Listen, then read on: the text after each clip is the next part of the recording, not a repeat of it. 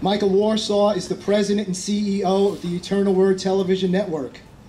EWTN Global Catholic Network is in its 30th year. It's available in 200 million television households in more than 140 countries and territories. With all of its outreaches, satellite television, radio services, AM, FM networks, EWTN is the largest religious media network in the world.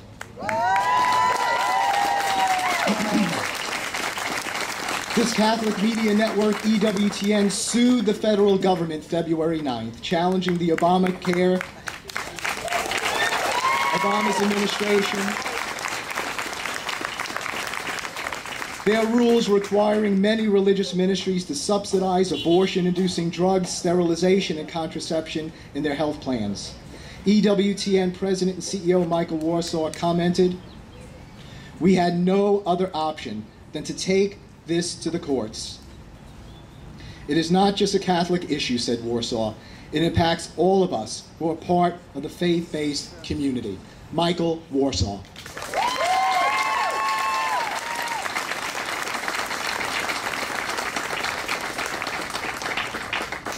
Thank you. Thank you so much. I'm honored and humbled to be here with all of you today, standing for religious freedom. 30 years ago, Mother Angelica, our foundress, founded EWTN with a very simple purpose, and that is for EWTN to be a strong and courageous voice to the world, and to explain clearly and without compromise what it is that the Church teaches on so many issues. And so it was in that spirit of our foundress, and that spirit of standing for the truth, that we filed our lawsuit on February 10th to challenge the HHS contraceptive, sterilization, and abortion-inducing drug mandate. As Jim said in his opening remarks, that we felt we had no other choice. It was no longer a time when we could stand on the sidelines and wait for someone else to take action. We had to step forward, and we did so. I want to take this opportunity to thank Attorney General Luther Strange for his support.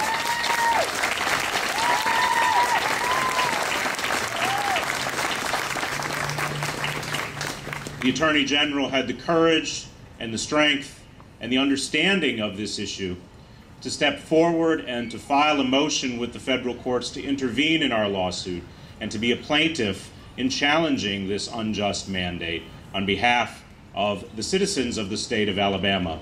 And so I want to thank him publicly for taking that stand. Thank you.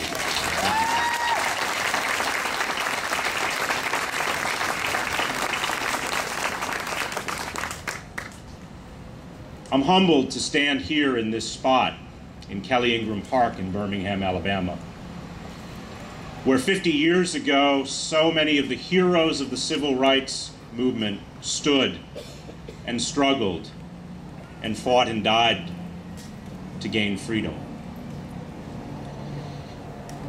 Dr. Martin Luther King Jr., when he wrote from the Birmingham City Jail in 1963, well understood something which those in our government today seem to have forgotten.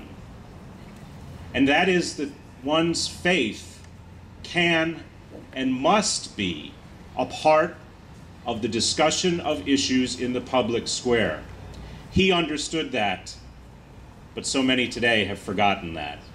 And we stand here today to remind our government leaders and to remind our society that there is indeed a place for faith and for people of faith in the public square. It was that conviction that led us to file suit and to challenge this unjust mandate. While we certainly hope and pray that the United States Supreme Court will indeed overturn the Affordable Health Care Act and result in overturning this unjust mandate. Ewtn and all of us who have filed suit and gone to the court seeking relief will persevere in our fight, regardless of the outcome of that. But let us be firm in praying strongly for wisdom for the Supreme Court to decide this issue in favor of justice.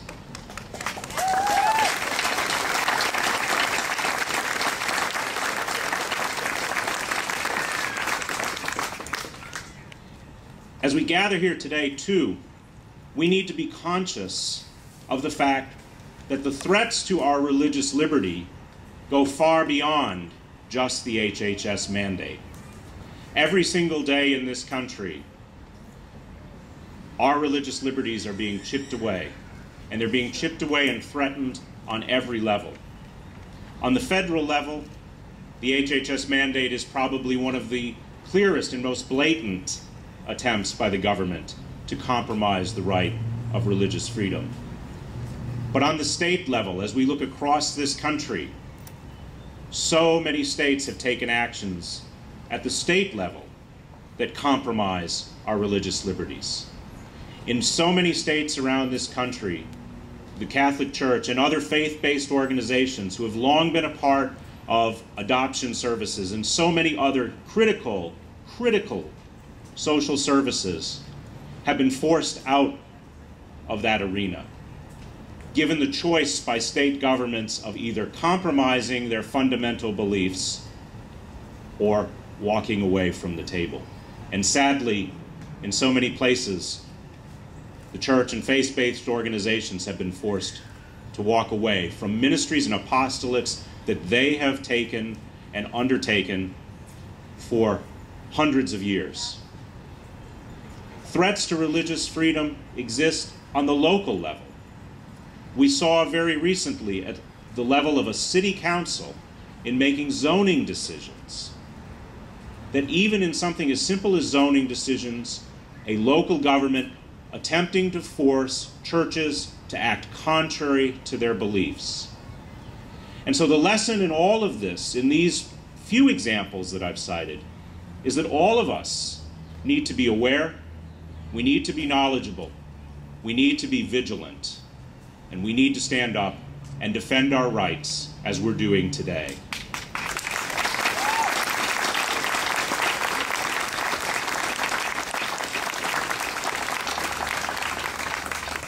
There are those in our society and in our government, sadly, who want us to believe that religious liberty is simply about our ability to walk into church on Sunday. Well, we know that the real issue here is about whether we, as people of faith, have the capacity and are allowed to continue to have the capacity to allow our faith to shape, guide, and direct our public service and our service of the common good. The Catholic bishops of the United States recently framed this issue well for us in a document that they issued on religious freedom. And in that document, the Catholic bishops say, what is at stake is whether America will continue to have a free, creative, and robust civil society, or whether the state alone will determine who gets to contribute to the common good and how they do it. When Ewtn filed our lawsuit in February, I was amazed by the reactions that I received from across the country and around the world. Countless individuals who stood by us with prayer and support and encouraged us in our actions. But one reaction in particular stood out to me. I was fortunate to be invited by the New York Times editorial board to submit an opinion piece, which the Times published.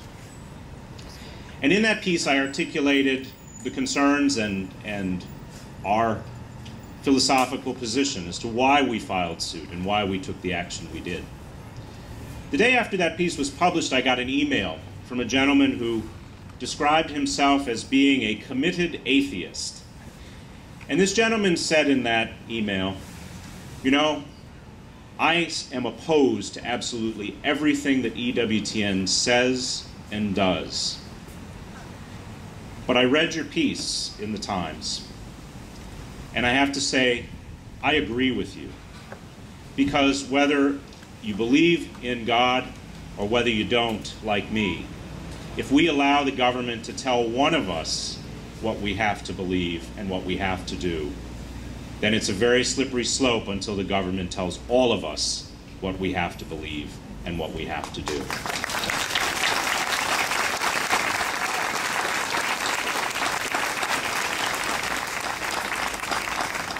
My friends, this is not a Catholic issue. This is not a Baptist issue. It's not a Jewish issue, a Mormon issue, a Muslim issue. This is an American issue.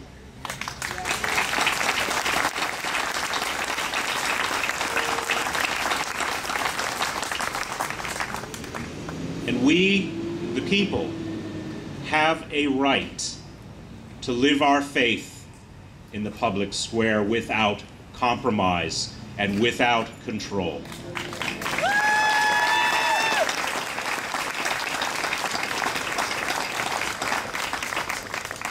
These are not rights given to us by government. These are rights given to us by God. Let us resolve as we go forth from here today, whatever the challenge to our religious freedom might be, that we will stand up and we will resist and we will defend the rights that God has given to us. May God bless you and may God bless our great nation. Thank you.